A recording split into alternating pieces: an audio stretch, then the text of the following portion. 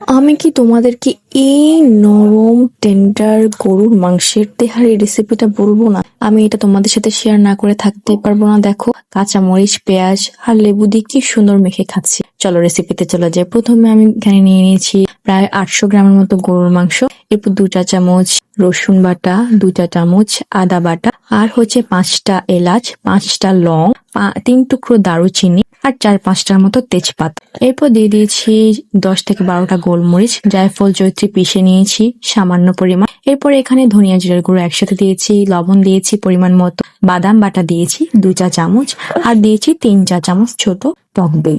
তোমরা ভালো মানের টক দইটা ব্যবহার করার চেষ্টা করবে, ফ্লেভার ভালো আসে। এরপর দিয়ে দিয়েছি পেঁয়াজ কুচি আর 1 কাপ পরিমাণ সরিষার তেল। অবশ্যই সরিষার তেলই দিতে হবে। এরপর আমি একটা প্রেসার কুকারে এটাকে সুন্দর করে মেখে উঠানোর জন্য প্রস্তুতি নিচ্ছি। কাঁচামরিচ দিতে ভুলে গিয়েছিলাম, দিয়ে দিলাম কাঁচামরিচ। আমি ভেঙে দিয়েছি, তোমরা চিড়ে দিতে পারো। এরপর কিছুটা গরম পানি দিয়ে আমি চুলায় বসিয়ে দিয়েছি এটাকে। চুলায় বসিয়ে দেওয়ার পর এটা যখন সেদ্ধ হওয়ার জন্য বলক উঠে আসবে, এর মাঝখানে আমি এখানে চালটাকে ভিজিয়ে রেখেছিলাম, তোমরাও ভিজিয়ে রাখবে অবশ্যই। দেখো আমার মাংসটা একেবারে সেদ্ধ হয়ে গেছে, তেলটা উপরে উঠে এসেছে। এরপর আমি একটা বড় পাতিলে আমি কোনো তেল ছাড়া এটাকে একটু টেলে নিচ্ছি। চালটাকে ভালো করে টেলে নেওয়ার পরে আমি গরুর মাংসগুলো দিয়ে ভালো করে নাড়াচাড়া করছি।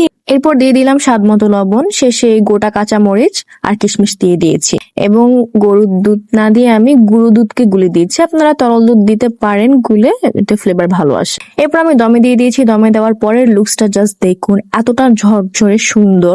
কিছুটা চাল চাল আছে, কিন্তু এটা দমে দেওয়ার পর একেবারে ঝরঝরে হয়ে যাবে, নরম হবে, একদমই শক্ত লাগবে না। আপনি জাস্ট ট্রাই করে এভাবে দেখুন। সবচেয়ে বড় কথা, এখানে কোনো আলাদা এক্সট্রা মশলা ব্যবহার করা হয়নি, ঘরোয়া সব ধরনের উপকরণ দিয়ে ব্যবহার করা হয়েছে।